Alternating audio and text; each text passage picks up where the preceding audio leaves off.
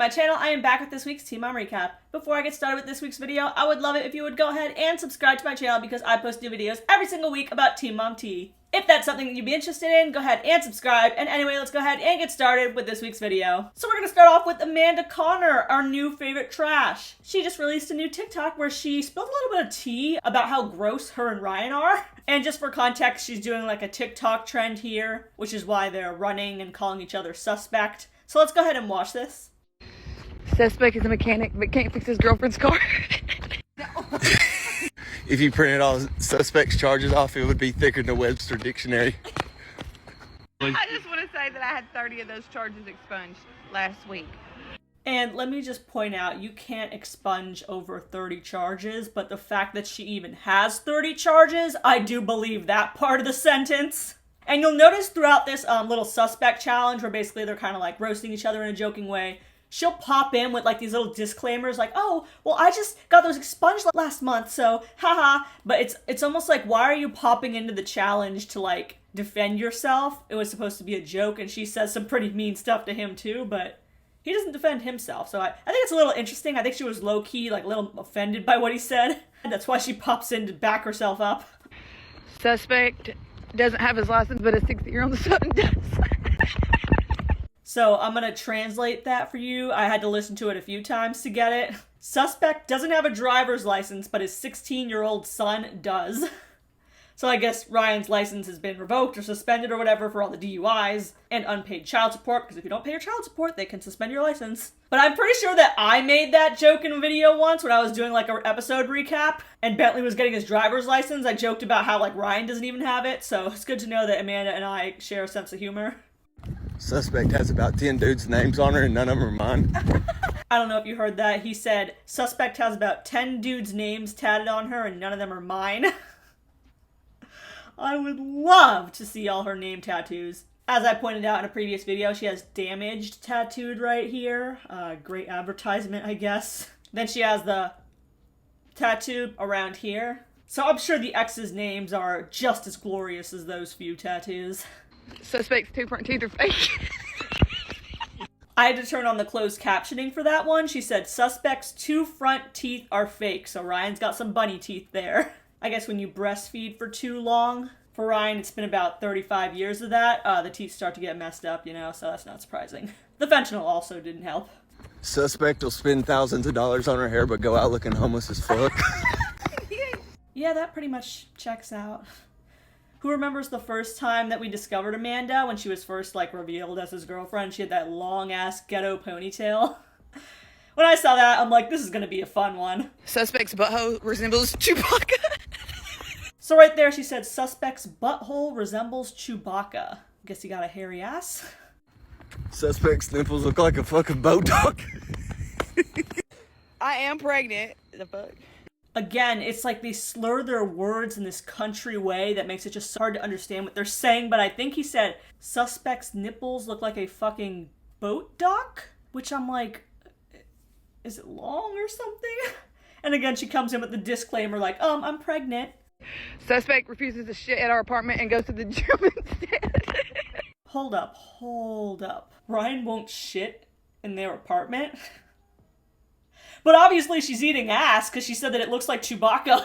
That's really suspicious to me. Some people were saying it's like reminiscent of when he used to say that he was going to the bank for 3 hours, but really he was out buying crack. And I don't know, that sounds like a going to the bank thing to me. You have to go to the gym to shit. What if it's like 3 a.m.? And isn't shitting in a gym like inherently worse? Like, aren't there old naked dudes hanging around the locker room of a gym? Like, isn't shitting in front of them worse? Also, man wasn't afraid to shit in Mackenzie's house on the floor when he destroyed it, but I guess that was a different situation.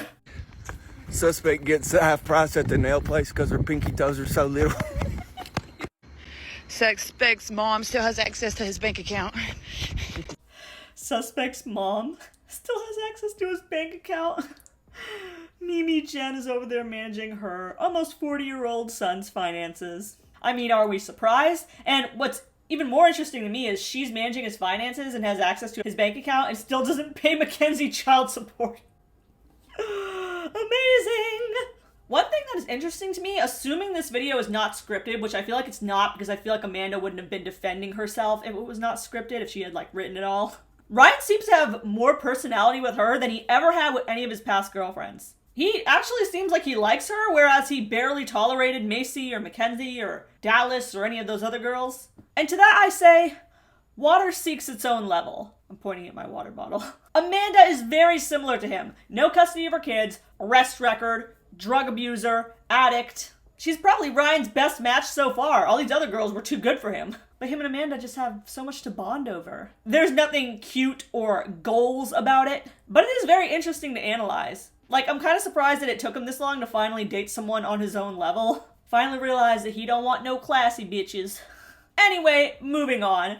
Briana got a brand new tattoo, and I say we do a little analysis of this over here. We got a gentle stream, some trees. The upper right-hand corner, we have an artistically placed melting skull, which I think is actually an old tattoo. Goes great with the whole peaceful stream concept, though, for sure. We got some lily pads on both sides of her torso, pretty much exactly where her ovaries are. If anyone knows the symbolic interpretation of that, please leave a comment down below. And of course, we have a man fishing on a boat straight into Briana's uterus. I guess maybe to fish out all of Lewis's little swimmers before they knock her up again. And side note, that belly button is high as hell. Like, higher than Amanda even. Keep in mind, Briana has had at least 4 separate tummy tuck and BBLs, and that's just the ones that she admitted to. So that high-ass belly button is not a natural thing. She did that shit to herself, so I can make fun of it as much as I want. Speaking of poor decisions, Briana also decided to ramble a bit about the election. I know no one probably wants to read that giant wall of text, so I'm just going to pick out the interesting parts for you. I was a teen mom. I am a girl mom. I have 2 living kids and 1 child that I aborted a few years ago. This is real. This is not a meme. I think about that child every day. And I dream about what life would have looked like if it was all 4 of us, but I do not regret my decision. And I do find it interesting that she's referring to this baby as a child and saying, you know, I have 2 living ones and 1 that's not living. So she's kind of like admitting that it's a child. I know these pro-choice people love to say it's a fetus, it's not a child, but she seems to be admitting that it was alive and she killed it. I had an abortion for reasons I would only understand. I was 4 weeks when I went into that office and was given a set of pills to take. It was easy, but it was the hardest thing I've ever done. But it was my choice, and I'm grateful for that. Can you fucking imagine having 2 unintended pregnancies and going on to have another one around the age of 30, depending on how long ago this was? Like, how low is your IQ that you still have yet to figure out birth control? There's no excuse anymore. There really is not. You're 30, you have money, you have transportation. So many methods out there, and still, she failed. And I really wonder who the dad is, because supposedly Briana has been single on this show for a long time. Maybe it was that dude in Colombia she hooked up with and everyone could hear her moaning in the hallway. Trashy ass moment. I feel like it wasn't her boyfriend Bobby. He seemed pretty smart, so I don't think he was busting in her. Kale's hobby seems like it was a little too far back and his big mouth would have spilled the tea a long time ago. Maybe tattoo artist hobby? She dated that guy who was a tattoo artist and he had face tats. And their relationship seemed pretty contentious, I remember. And he looks like he could be making some terrible decisions, like nutting in Briana. So that's my guess. It's either him or that dude in Colombia. But it also could have very well been someone that she hid from the cameras. Then she babbles on about how she has 2 daughters and she doesn't want them to have trauma. Unfortunately, they already do. She says she doesn't have the gift of discernment, haha, just using some humor to cope with the situation. She says she wants her daughters to be celibate, but she's the worst example and she knows that. She wants to put them on birth control, but it's a class 1 carcinogen. Of course, this dummy can't do 2 seconds of research to realize that there's other forms of birth control than hormonal, and that the hormonal ones actually decrease some cancers. She's pro-choice, blah, blah, blah. I have so much more to say, but I don't know how to articulate it. Yeah, please stop trying. This was embarrassing.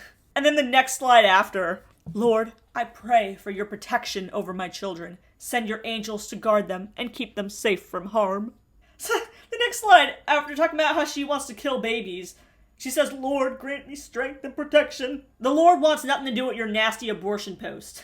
Moving on to Jenelle. A Redditor responded to her back in Wilmington, North Carolina with August.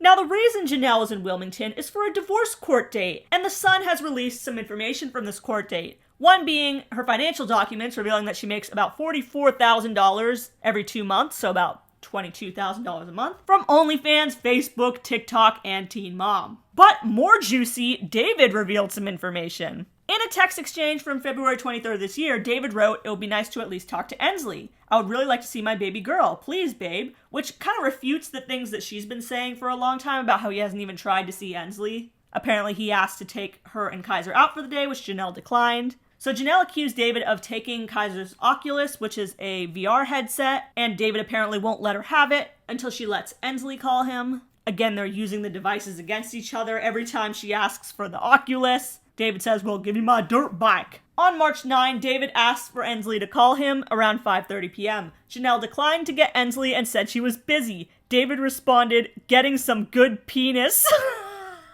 She says you could talk to her tomorrow. "I'm busy with my phone tonight." "Oh, I'm sure. Anything is more important to you, especially penis." She says, "Leave me alone!" And if you didn't read that in Jenelle's voice, you are not a true fan of this show. "Stop texting me, dude." "Fuck you, bitch." Then David uses Jenelle's credit card at Stretch Lab, which I guess is a place that helps you stretch your muscles. Didn't think David would be into that. She tells him, "Stop using my card for everything. Use your own money. I'm going to press charges on you this week." Then The Sun reveals some more texts from Jenelle. "You've been MIA for days. You refuse to respond or read any of the texts I sent you. You keep putting Jace down and don't give a fuck about his situation. You don't love him. You don't care about him. You get a little bit of money from OnlyFans, but that's not enough. You don't take care of your family. I'm done. There's nothing more to discuss. I tried so hard to make this relationship work, but you want to ignore my emotions, and you're never there for me when I need you the fucking most. It's to the point where I cry all the time about how sad I am, and you don't care, and you've never cared. You're not romantic, passionate about us. You're not motivated to do anything in life. I'm done. For now, please leave me alone." David then responded, "You just 100% describe yourself. Keep lying to yourself. You're starting to believe it." And that's about it. I feel zero sympathy for either of them because they're both trash. In addition to that, Jenelle also revealed in court, and she has also implied this on Twitter in the past, that David had CSA, which is basically sexual materials of a minor, some pedophile shit, which is just nauseating. Because right now I feel fearful for David to be around the children or around Ensley, and I think that it would be beneficial if he had a psychological evaluation before he was able to have visits with her. There's other concerns I have from David. What are those concerns? I filed a police report recently about some memory cards I found, and it was in my house. They were from David Eastman's phone, and it was along the lines of sexual exploitation of a minor. But apparently the police indicated they will not be doing any further investigation into the claims. I guess they didn't find a lot of substantial evidence for it, so it could just be something Jenelle is saying to try to make him look worse in divorce court. I really hope that's not true because it's just added to the list of extremely disturbing things that David has done. This would be the worst. And the Ashley has reported on it and said that no charges have been taken, and nor did the judge even mention it after Jenelle talked about it in court, so hopefully this is not true. Moving on to Ashley, Starcasm has revealed that Ashley Jones did not show up to her hearing for her divorce with Barr. They even had the documents to prove it, and you can see right here that the time was 9:24 a.m. The hearing started at 9. She never showed up. Barr never showed up. So the case was closed, and if she really wants to divorce him, she's going to have to refile it. In addition to that, fans have noticed that she deleted all pictures of her new man off of her social media, leading some to suspect that she is in fact back together with Barr. However, Ashley denied this. She went to the comment section and said, "LOL, I was 10 minutes late. The case has already been refiled. These comments are insane, LOL." And then someone said, "Hey, it actually says 9:24 you weren't there, so you're actually like 25 minutes late at least." She says, "Probably because when they called my name, I wasn't there yet, LOL. I was 10 minutes late." Someone says, "Next time be 30 minutes early, sis." And I mean, maybe I shouldn't judge, but if I was trying to divorce the man who fucking kidnapped me, I would be real early to that hearing. She says, noted, for real. But sis, Holly's school don't pick her up until 8:30 and the drive is another 20 to 25. I was rushing and had a lot going on. I was just late. That's all. Life happens. I'm not going to punish myself for running late. And I mean, life does happen, but it's like, you couldn't have driven Holly to school that day. You couldn't have planned ahead of time. Her mom lives really close to her. Why doesn't her mom watch her? I don't know. And she continues going on and on and on, defending herself in the comment section. And it's like, girl, we kind of get it.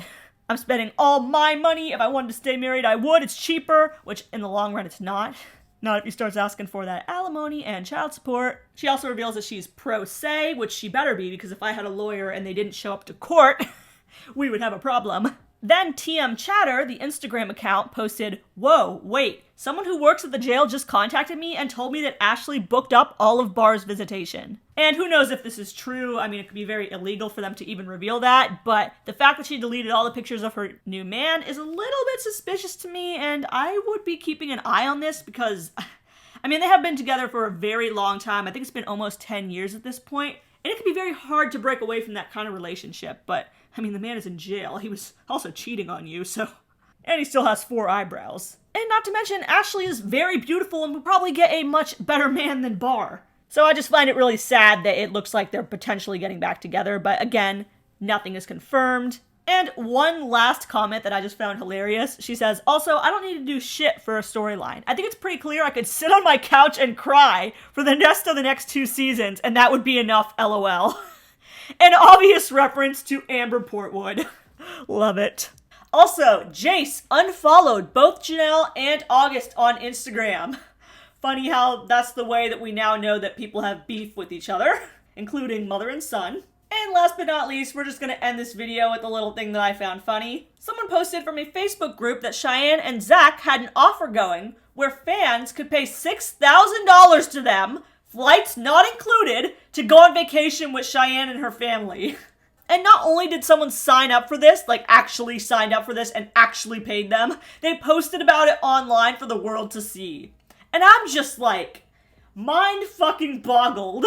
Why? Like, if I had to go on vacation with any of the moms and I could choose one, at least choose one that's gonna like spill the tea and be interesting, like maybe Farrah. Cheyenne not only is not interesting, she doesn't even seem that nice. She always comes off as very bitchy and rude. She's not really funny or anything. And she's already very much rich. So paying her $6,000 to go take tequila shots with her on the beach in Thailand? Like, I'm sorry, but please seek help. And that is all for this T-Bomb Weekly Recap. Leave a comment down below. What do you guys think of Amanda and Ryan's suspect challenge? Like I've always said, I would really love to hear more about Amanda's life. She's a very interesting character. I don't find her likable, but I do find her very interesting. And how do you feel about Briana's post? Make sure to leave a comment down below and make sure to subscribe for more T-Bomb recaps every week.